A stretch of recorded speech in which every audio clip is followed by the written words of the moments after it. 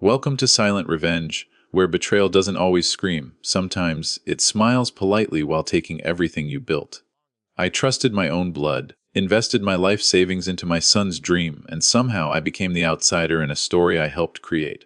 I remember the exact moment everything shifted.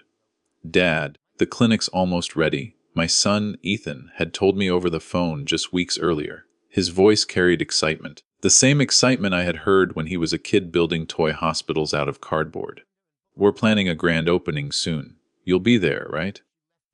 Of course, I'd said. I helped build it, didn't I? That wasn't just a figure of speech. I had wired him door 340,000 over 2 years, my retirement, my safety net, because I believed in him, because he was my son. But when I called again to ask about the exact date, it wasn't Ethan who picked up. It was his wife, Leela. Her tone was off, cold, calculated. Oh, the grand opening? She said lightly. It's actually already been handled. Handled. I frowned. What do you mean? I thought. It was a private event, she cut in. For partners, investors, the people actually involved. I felt something tighten in my chest. I am an investor, I said slowly. I gave Ethan $340,000. There was a pause, then a soft, almost amused exhale. Oh, she said. That wasn't an investment, that was a gift. A gift. The word hit harder than anything she could have shouted. I have bank records. I snapped, my voice shaking. We had an agreement. Did you? She replied calmly. Because legally you don't have anything. The call ended shortly after, not with a resolution, not with an apology, just silence. I sat there for a long time, staring at my phone, replaying her words. A gift. In that moment, something inside me cracked, not just anger, but humiliation. I wasn't just excluded. I had been erased. But the worst part, Ethan never called me back. Not that day, not the next. And that's when I realized this wasn't a misunderstanding. This was deliberate. Someone had rewritten the story, and I was no longer part of it. But if they thought I'd just walk away quietly. They didn't know me at all. I didn't sleep that night, not even for a minute. Every time I closed my eyes, I heard her voice again, calm, dismissive, almost amused. That was a gift. The audacity of it kept replaying in my mind like a broken record. I had spent 40 years building a life, saving every dollar carefully, and in a single sentence she reduced it to nothing. By sunrise, I had made my decision.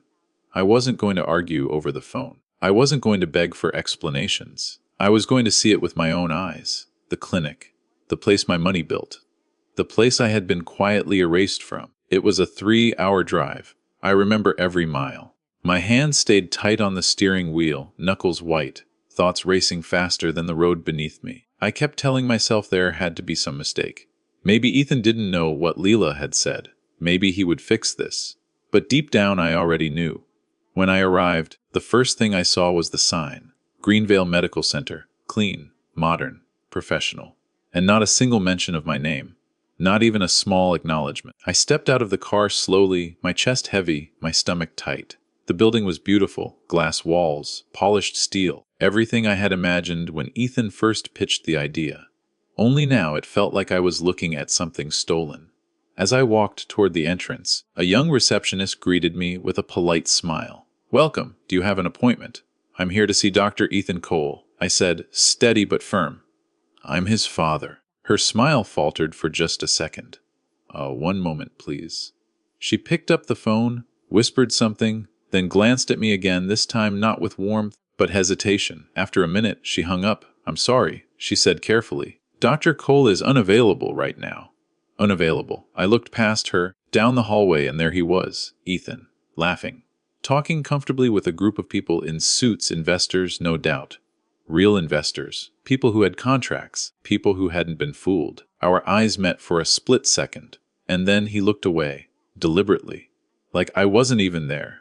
That hurt more than anything Lila had said. I felt the humiliation burn through me, sharp, undeniable. I wasn't just excluded anymore. I was being denied, erased in real time. I nodded slowly, forcing a calm I didn't feel. That's fine, I said quietly. Tell him I stopped by. I turned and walked out before she could respond. But the moment I stepped outside, something inside me shifted. The confusion was gone. The doubt was gone. In its place was clarity.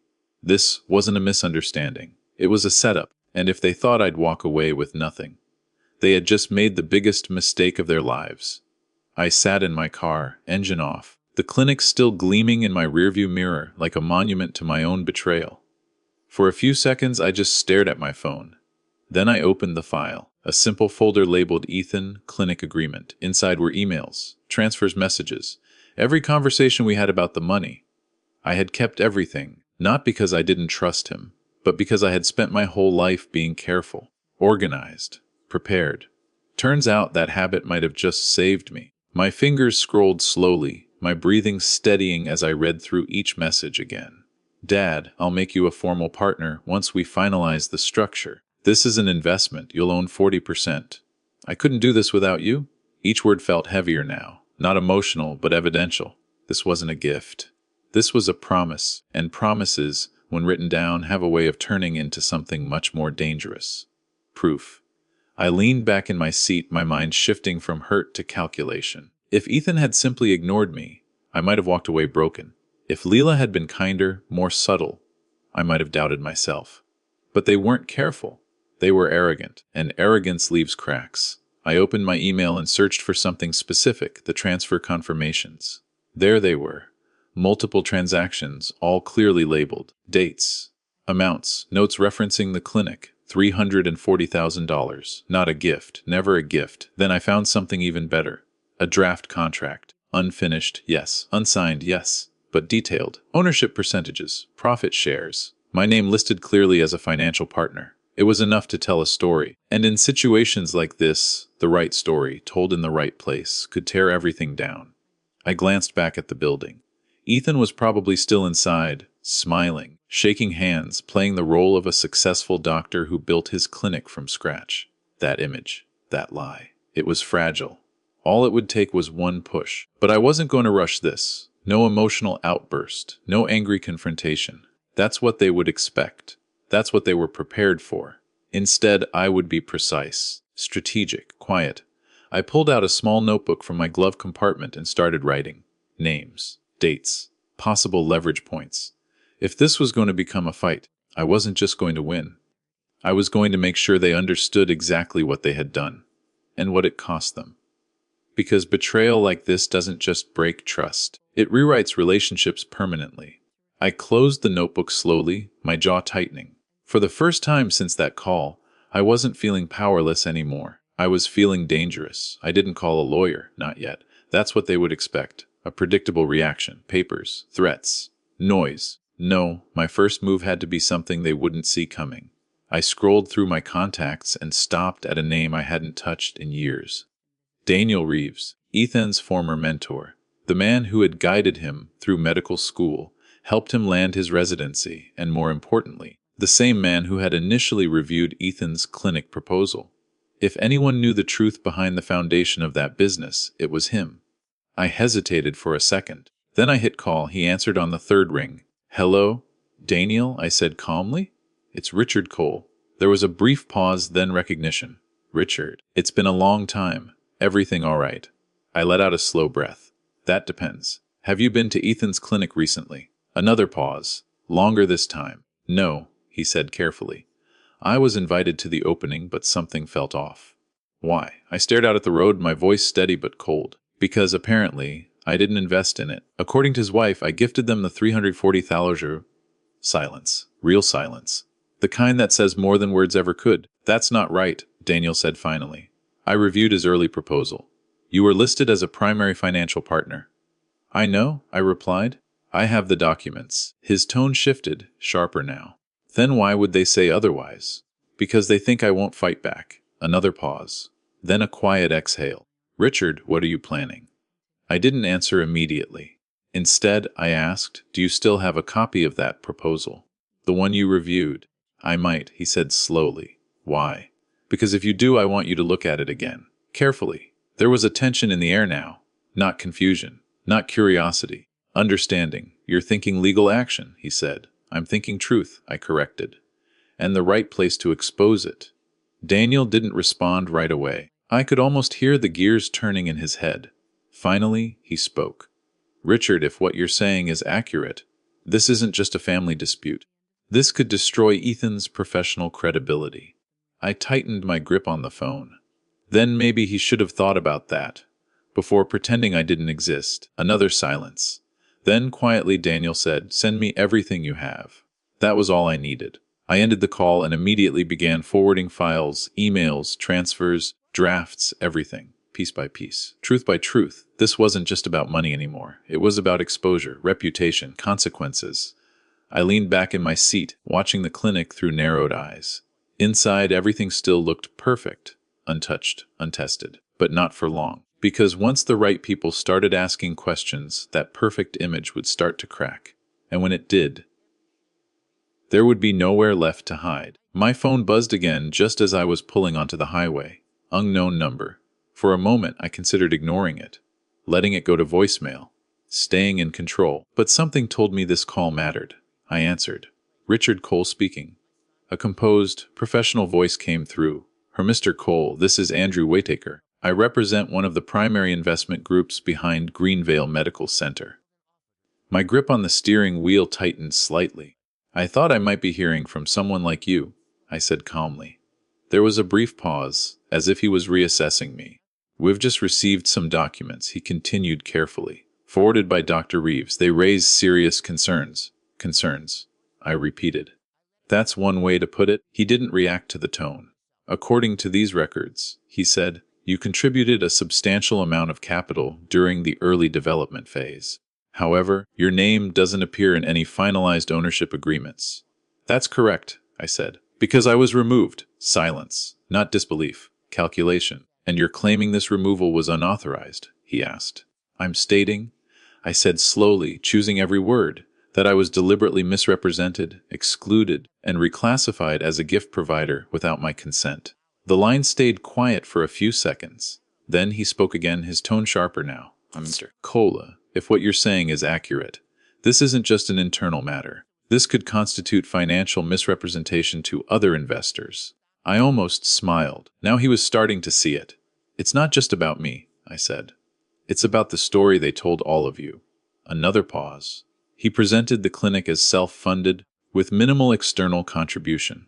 Andrew admitted, "If your investment wasn't disclosed properly." "It wasn't," I cut in.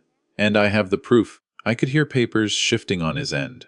"We're going to need to review this thoroughly," he said. "This could impact the entire structure of the deal." "That's your decision," I replied. "I'm just making sure the truth is available." He exhaled slowly. "Mr. Cole, I'll be direct. If this escalates, it could freeze operations, trigger audits, possibly even legal action from multiple parties." I stared ahead at the road, my voice steady. "I understand. And you're prepared for that?" he asked. I didn't hesitate. "I've already lost everything I invested," I said. "What I'm not willing to lose is the truth." That seemed to settle something. "Understood," he said. "We'll be in touch soon." The call ended. I placed the phone down carefully, my heart beating slower now. Not from fear, from control. For the first time since Leela's voice cut through me, the balance had shifted. They weren't ignoring me anymore. They couldn't. Because now, it wasn't just a father asking questions. It was investors, auditors, people with power. And once those people started digging, Ethan's perfect image wouldn't just crack, it would collapse. I glanced at the rearview mirror, the clinic now far behind me. But the damage, that was just beginning. The message came at 9:47 p.m. short, direct. "Cold. One need to talk. Stop what you're doing before this gets worse." I stared at the screen for a long moment, reading it over and over again. Not Dad. Not even my name. Just a command. A warning. I leaned back in my chair, exhaling slowly. For days I had been invisible to him, ignored, erased, and now suddenly I existed again, not as a father, as a problem. I typed a response, then deleted it, typed again, deleted again. No. I wasn't going to react emotionally. That was his game. Instead, I let him wait. An hour passed. Then another message came. "You're making a huge mistake. You don't understand what you're messing with." This time, I smiled, not because it was funny, because it was predictable. I finally replied, "I understand exactly what I'm doing. The question is, do you?" The response came almost instantly. "This isn't just about you. There are contracts, investors, legal structures you don't see. You could destroy everything." I read it twice. Then I called him. He answered immediately. Finally, Ethan said, his voice tense, "What are you doing?" I kept my tone calm, measured. "I should be asking you that." A sharp exhale on his end. "Don't play games with me." Why are investors calling me? Why is Daniel involved? Because the truth has a way of spreading, I said. This isn't truth, he snapped. It's your version of it. My version, I repeated quietly. Did I imagine the transfers? The agreements? The promises? You gave that money willingly, he said. There was no signed contract. Legally, it's a gift. There was again, that word. But this time it didn't hurt. It clarified everything. So that's your position, I said slowly. That I was never a partner. You weren't, he said, firmer now. And if you keep pushing this, you're not just hurting me, you're hurting yourself. I let the silence stretch. Then I asked the question that mattered. Did Leela come up with that? Or did you? Another pause. Too long. It doesn't matter, he said. Finally I nodded, even though he couldn't see me. That was all I needed. You're right, I said quietly. It doesn't. Good, he replied, relieved. Then stop this before it goes any further. I almost laughed. He still didn't understand. This isn't going to stop Ethan, I said, my voice steady as steel. Not until everything is exactly where it should be. His tone shifted instantly, harder, colder. Then don't expect me to go easy on you. The line went dead.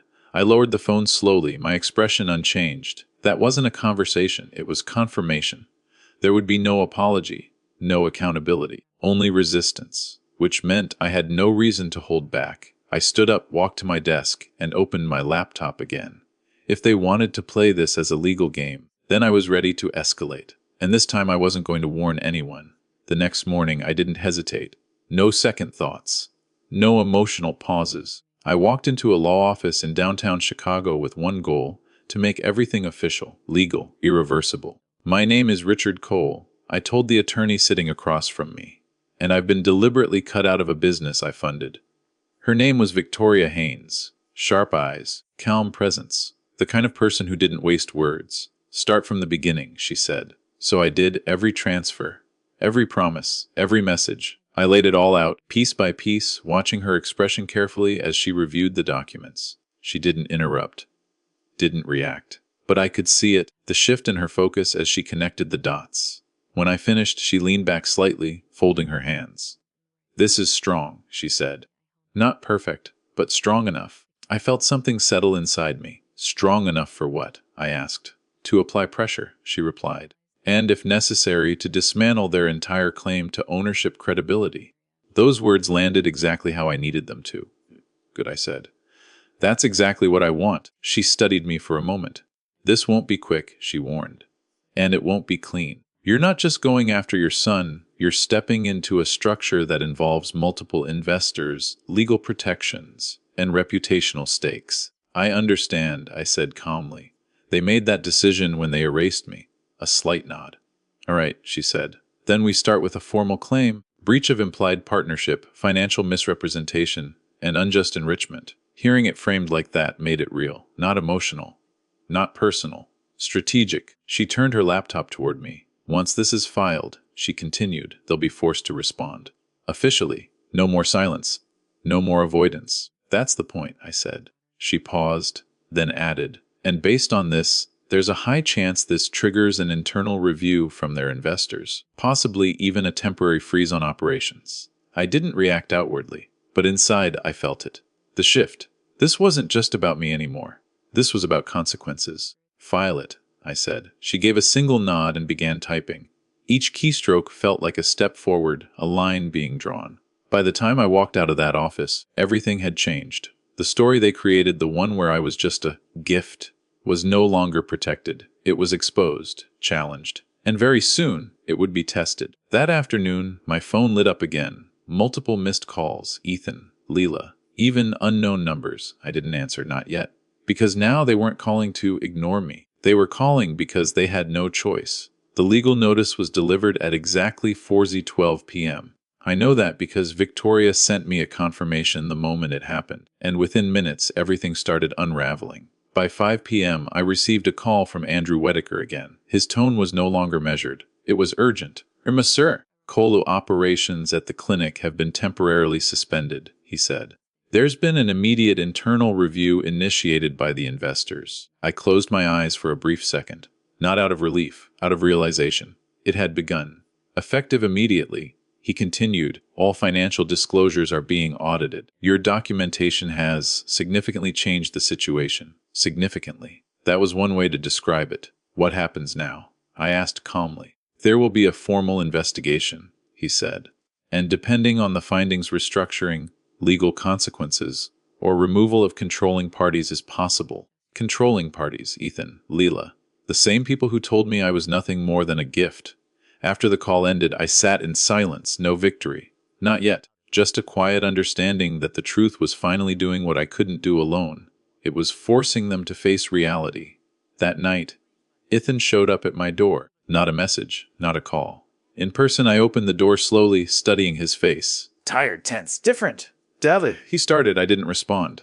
Not right away. You didn't have to do this, he said, his voice strained. We could have handled this privately. I let out a slow breath. Privately. I repeated, like how you privately erase me. He looked down, jaw tight. It got complicated, he muttered. There were pressures, investors. Leela handled most of it. I raised a hand. Stop. He went silent. This is the part where you take responsibility, I said quietly, or another pause. Longer this time. Then he said nothing. And that was my answer. I nodded once. Then we're done here.